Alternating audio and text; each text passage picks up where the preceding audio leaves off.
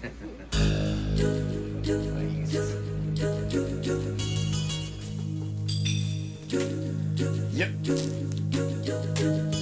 As you can see, we were at the dump and we found some games.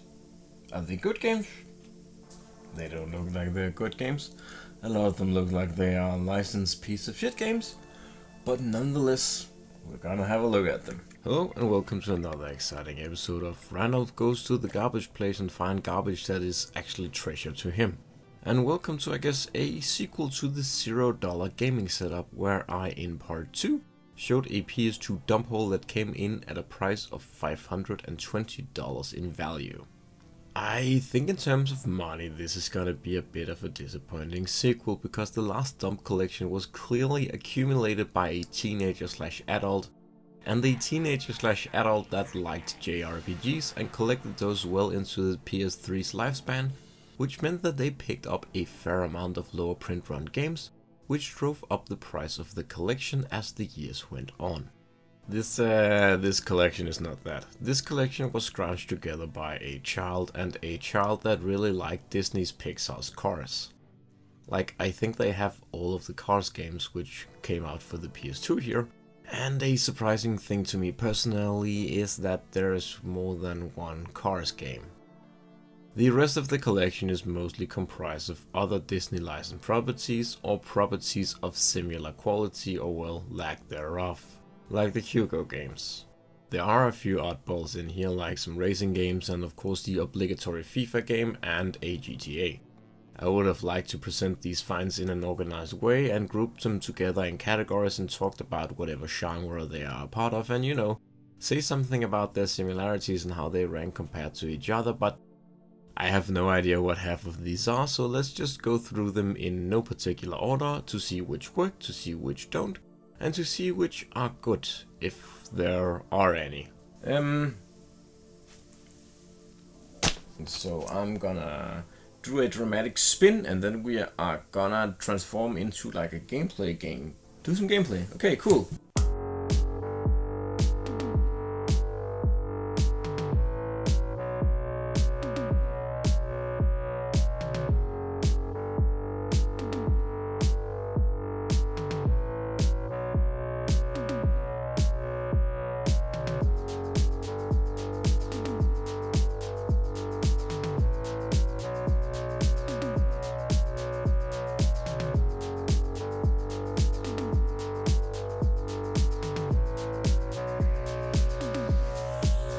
Let's start off with a Cars game, which thankfully doesn't work. The second Cars game made on National basically didn't work either. After 10 minutes of quote-unquote play, I had managed to input my name and watch one cutscene before I called it quits and continued the pile. Next up was a favorite of mine, GTA Vice City. Vice City is not my favorite GTA game, and the PS2 is not my favorite platform to play the game on. But Vice City on the PS2 was my introduction to the series, and as a wee one, I played this for hundreds, if not thousands of hours. I would play with my friends and we would just take turns causing mayhem and just driving around, back when there was something novel about the concept of an open world. I would spend so much time just driving around that I can, for one, remember not just all the songs in Vice City, but remember all the ads and the programs as well. And even though I'm completely tone deaf and have no musical skills whatsoever, I bet I could play the intro song to the game on any instrument just because I've heard it so many times. But we cannot sit here and play GTA all day, even though I wish we could. Let's move on to some more garbage. Garfield didn't work, but Hugo unfortunately did. I'm sorry Hugo, I'm being too rough on you. For those unfamiliar, Hugo is like a Danish Disney character. He is as recognizable to us as Mickey Mouse is to Americans. Like with most Danish things, I will give this to the Hugo game. They tried. They could have gone the usual collectathon mindless gameplay route, but instead they went for a James Bond parody that starts off with our buddy Hugo here chasing after the bad guys in like a bizarro Copenhagen where all the roads are water and all the cars are boats and for some reason American. The idea is cool, but it's executed terribly. The most positive thing I can say about this game is that it stars a character that starred in the first game to be played remotely and streamed. Yeah! Viewers of a TV show would call in and play the game on screen live with their phone, controlling Hugo's movement with phone keys. Yeah. Another character that has fallen a bit on hard times following a less than stellar HD remake and a so-and-so animated movie is Ratchet from Ratchet & Clank. Back in the noughts when Ratchet was still hot shit, he starred in a couple of solo games, and one of them was Ratchet Gladiator, a game that also starred his buddy Clank, actually, but so, you know, not completely solo. A common theme with his solo games is that the gameplay goes a bit in a different direction, and this one is no exception, as the Gladiator subtitle hints at. Ratchet Gladiator is an arena fighter. It takes the Ratchet & Clank formula and dials down the platforming and ramps up the combat, which mostly happen through shooting. Most of the game is fighting in arenas against waves of enemies and then making your way to the next arena and repeat until the credits roll. I'm sure it was fine back then, but gods is it dull in 2021. Speaking of dull, Madagascar was a dull movie, and to tie into the dull movie they made a dull video game with the dullest of all forms of gameplay, a PS2 era collectathon, and it's terrible, and we're not gonna say anything more about it. Our next pick is also a bit dull, but only because it's a bit too ambitious. Crash Nitro Kart is a kart racer that takes the open world concept of Diddy Kong Racing and tries to make an entire game out of that idea. This sounds fantastic on paper. You travel around in an overworld and each level is a new track, and that way you get to play a whole bunch of tracks and not just the same ones over and over. On paper. But by the nature of the game you will be repeating the tracks over and over, because for one, you need to win to proceed, and for second, I guess, each track has a series of challenges that you need to complete for bonus points and unlocking and, you know, 100%ing the game. And that's sort of the point of these games. And thirdly, I guess, the tracks are kind of dull and simple. I'm sure they get better than this one later, but look at this. This is the first track in the game. And the track they thought was the best to show off the gameplay is a track that's just a circle.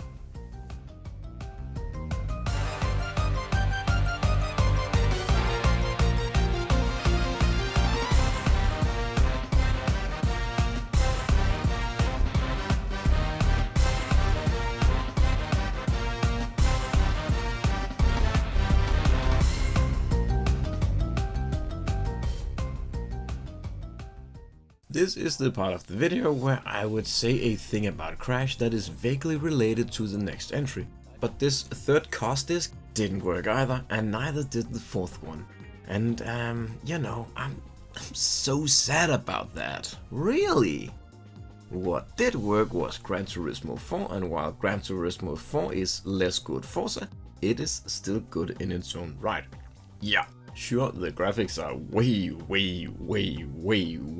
worse than Forza, and it does not have the same level of car customization, and the career mode seems to be absent, but it's still a fun game, and I have a fancy steering wheel for my PS2 which makes playing really an immersive experience.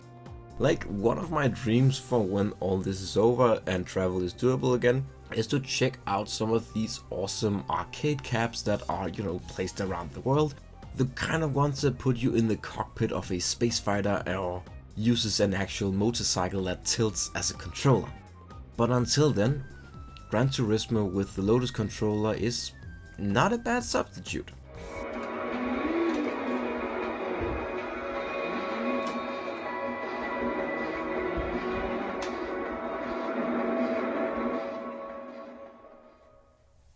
A game that wouldn't have been a bad substitute either in its own right is Need for Speed Pro Street. Need for Street? Need for Speed? We got Need for Speed. We got Need for Speed Pro Street. But it did not work. But Need for Speed Hot Pursuit 2 did, and correction, the first cutscene worked. A game that did work fully, although I wish it didn't, is Truck Racer. It is about as bland as it gets. The cover looks promisingly bad, and it is by Nordic Games, a company that is now THQ Nordic.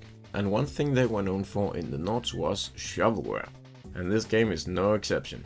It is so confoundingly bad and blandly made that you wouldn't believe it. It's not just the little things like the game starting on the 2-player mode assuming that you roped some other poor shite into playing with you.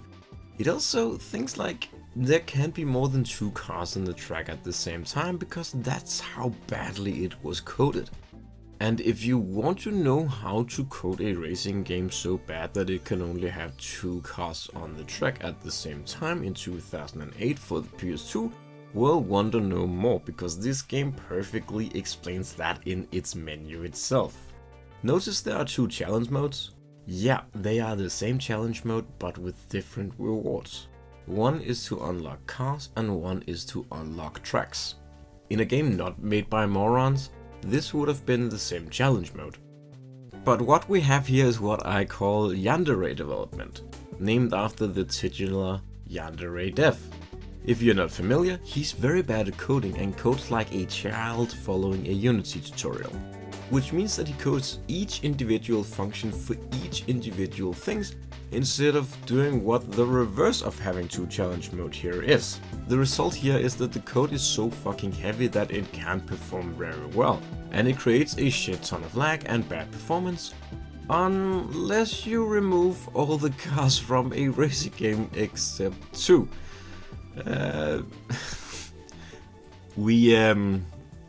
We gotta go outside because I'm getting mad.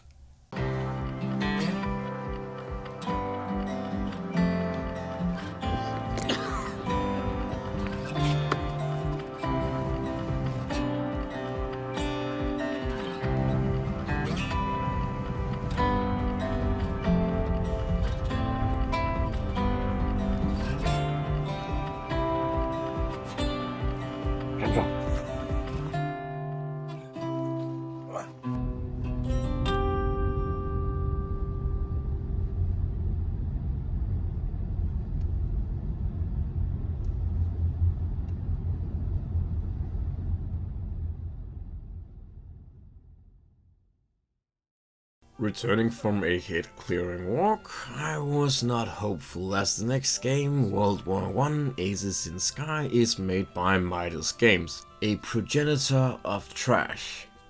And it's actually not bad. It's not good, but it's not bad in a way that I want to tear out my eyeballs. Each stage is a mission over some battlefield in Europe and you play as the Red Baron or some shit, and you must shoot down other planes or shoot targets with your machine gun while keeping an eye on your fuel gauge. Because the PS2 does not have analog triggers, you cannot maintain a constant speed even though the game is obviously made for that. You're just kind of pumping the accelerator at random intervals to achieve the required speed. It is something that would annoy the absolute shit out of me if the stages were not like 5 minutes each. Surprisingly fun experience, or maybe the previous shit has just rotted my brain to a point that I find a Midas game playable. I love flying games for some reason, I don't know why, and I especially like these like Red Baron flying machine things. There's something neat about them, because they don't look like they should be able to fly, but they do. And I think it was not funny, but I don't know, something about grown-ass men, like flying over the German countryside in these old-ass planes, trying to like shoot each other with machine guns. Just, I don't know, it seems weird and funny. Like they would be armed with actual pistols in case their machine guns ran out, and they would fly after each other and try to shoot each other with fucking pistols. Like, that's how much they wanted to kill each other, that they would do this. It was dumb.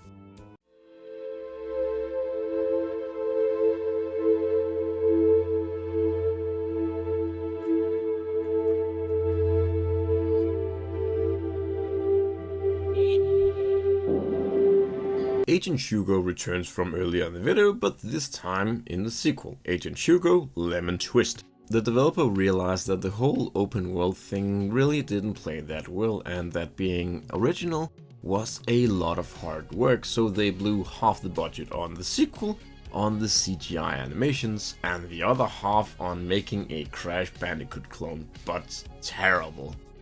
Yeah, sometimes prior to 2006, a bunch of Danes were sitting around in a bodega drinking warm beer and trying not to make eye contact with the regulars who didn't take too kindly to some fancy ass computer people being in their bar.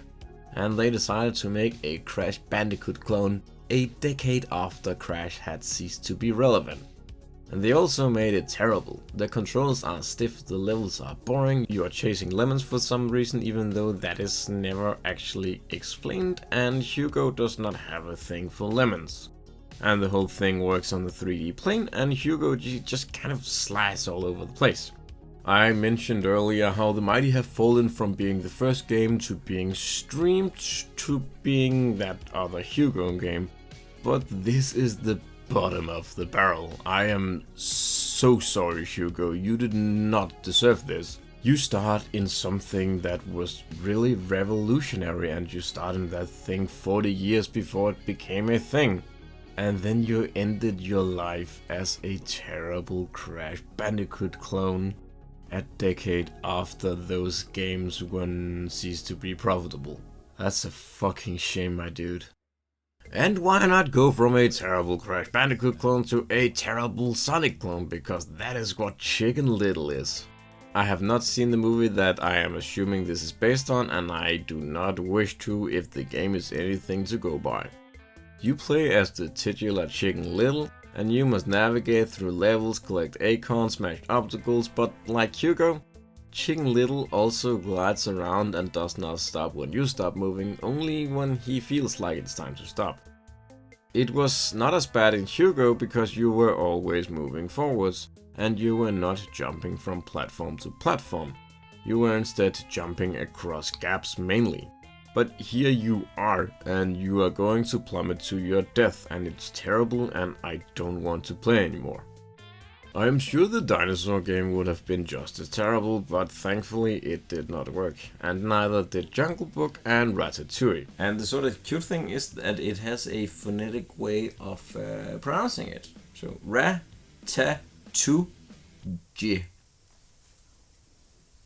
Okay.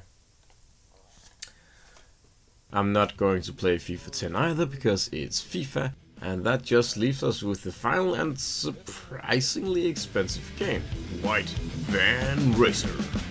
Now it's your turn to become the infamous White Van Man, instead of just being an innocent road user on the receiving end of the crazy driving.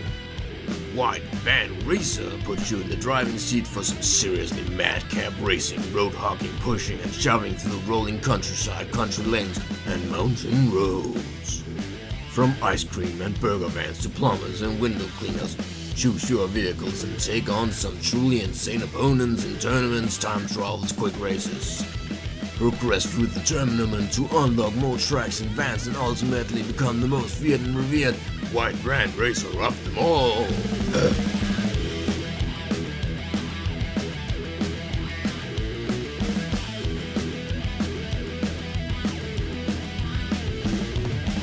This epic opening suggests that the game is about some cool road rage action, but what the game is actually about is racing around the track with other white vans, some of them who aren't even white. And that whole thing about becoming the white van man, yeah, that's not a thing, you're just boring old you.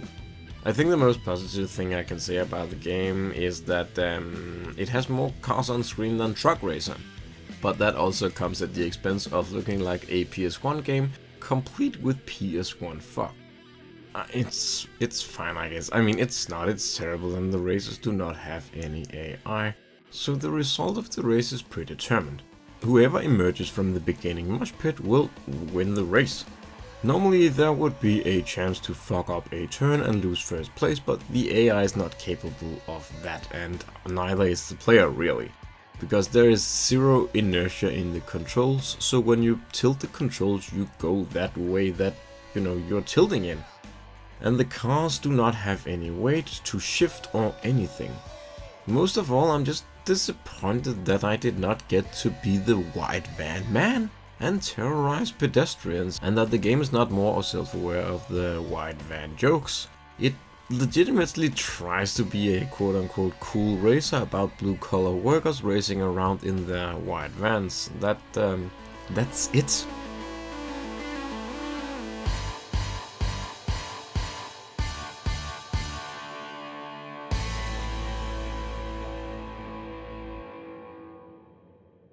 So that was a bunch of PS2 games that I found at the recycling station for free. And they have been placed safely with all the other PS2 games that make up most of my collection. A collection that is now well over 100 games. It's kind of ironic that the console I quote-unquote care the least about hosts my biggest and most expensive collection. One of life's quote-unquote funny little things. There aren't too many highlights in here. Ratchet Gladiator is alright, but I already had it. And the same with Gran Turismo and Vice City, which of course is a fucking classic, and it makes me feel things like, it's so good that even a cat can vibe to it. Other than that, I'm sure someone will get a kick out of Crash Nitro Racing, and I'm sure I would enjoy the Need for Speed games that were in this. I can probably resurface the disc and get them working. Another time maybe. Anyways, I hope you enjoyed this collecting update. It was fun to play something that I would have never played. And it was fun to talk about some things that I can't really find a way to talk about long enough to make up a video, like the Hugo streaming thing or the shovelware publishers. Well, that's it for me. Until next time, bye bye.